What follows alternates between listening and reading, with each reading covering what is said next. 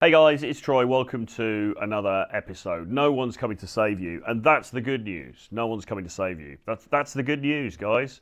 You know, this is it. I'm sitting alone in a hotel room in Warsaw, in a cold, anonymous, grey city, and nobody cares.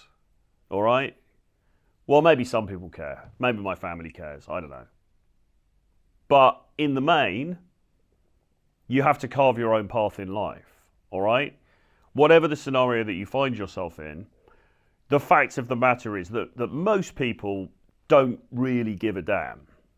You know, they'll pay lip service, they will offer to help, they might offer some support. And certainly, look, I've been through quite a difficult few weeks, and there have been friends there for me, and they have offered support in their own ways, in their own, you know, in small ways, and I'm grateful for that. You know, I am very grateful for that. And this is why it's important to have a circle of friends around you.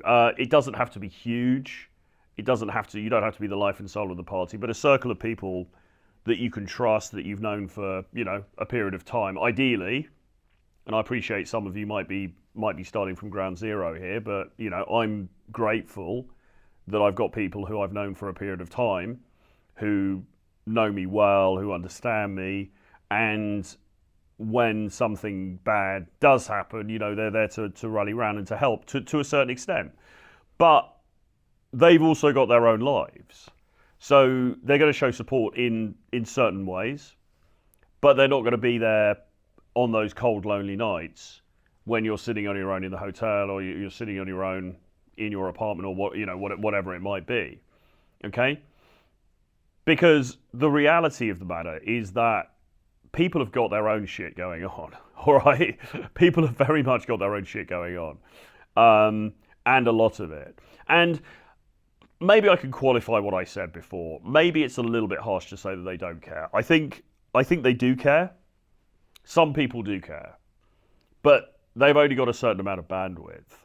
And for the most part, their bandwidth doesn't involve saving you from whatever quagmire you find yourself in, okay? It may be that they could offer you some words of advice, that they can take you out for a nice bite to eat, or something like that, or maybe even go on a trip with you or something, but they're not going to solve your whole life's problems, you know? And it's not their job to either. Let's also recognize that. It's not their job. Now, I've been on both sides. I've been on various sides of the fence with this, because I've been in situations where I've needed help in one way or another, and people have said that they'll help me. People have said they'll be there for me, and then they haven't come through. And I don't hold a grudge against those people. In fact, you know, there's a guy that I know, and at one point he was going to help me with something, and then he didn't, and we're still friends, and it's all good, and it's fine. Because I also recognise that it wasn't his job. It was never his job to be my saviour. You know, it was never his job to come to my aid in the way that I'd requested. It was what it was. Okay, he chose not to. He wasn't able to. Maybe he thought it wasn't a good idea. Whatever. It doesn't really matter. The point is that in the end, you are on your own in this universe, for the most part, okay? There are other people around, hopefully, if you have something of a social life, if you have family, if you have friends, you know, maybe a relationship and stuff like that. But those people can't be relied on 100%, especially, unfortunately, relationships. And this is the dispiriting thing about relationships, because we're all sold a dream that, oh, you know, I'll get with this wonderful girl, this wonderful woman, and then she'll be there, she'll support me, she'll be my rock and everything like that. And we learn as we get older that really isn't the case. I mean, yes, she is going to be there to some extent for certain things at certain times. But try being with a girlfriend who's high maintenance and then losing your job. All right, or losing all your money. How's that going to play? If you're lucky, and she really is a rock, she really is a ride or die, then she's going to say, don't worry, babe, it's fine, we're going to sort this out together, we're going to work through this together. But that's quite rare. You know, love is always conditional to a degree, unfortunately. And as much as we would like to think that it isn't, it is, you know? And I'm not bashing women here. I'm not bashing, I mean, I think men can also be like this, right? I have also been in situations where I felt that somebody was in a bad situation and they were asking too much of me. And I hadn't signed up for that. That wasn't my job, right? Because I also have only so much bandwidth, right? I also have only so much to give. Now, when I'm close to somebody, when I love somebody, when I'm in a relationship with somebody I care about, actually, I would like to think pretty generous. Not in terms of money, but I'm pretty generous in terms of attention and caring for them and looking after them. You know, I do have that sort of old school, gentlemanly kind of thing about me. Not, I hope, in a simpy way, but, you know, I will be there to help them out. And I have helped people out in the past, you know, that I've had those kinds of relationships with. But again, there's a limit to it.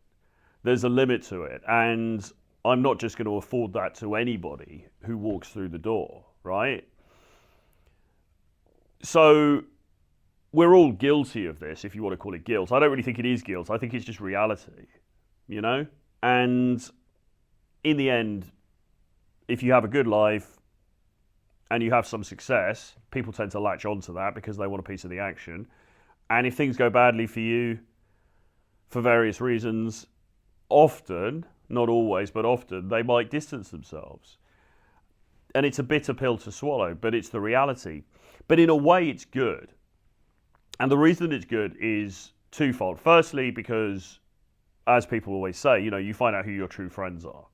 Okay, in times of adversity, you find out who your true friends are. The people who are really there for you when the shit hits the fan, okay? They are the real ones, all right? So you find that out. So it's good for that because it gives you information. But secondly, it makes you recognize that self-reliance is so important. The ability to rely on oneself, okay, regardless of the situation, regardless of the circumstances. And that's the important thing. That's what you need to lean into. That's what you need to concentrate on, okay? It's developing that sense of self-reliance. I've talked in recent videos about loneliness and about the necessity of being able to sit with oneself and one's feelings and not to try to medicate them or mitigate them in various ways.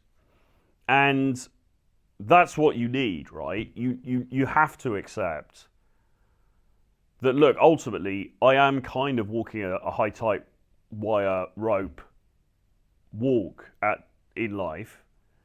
And there isn't really anybody who's there to pick up the pieces if it all goes wrong.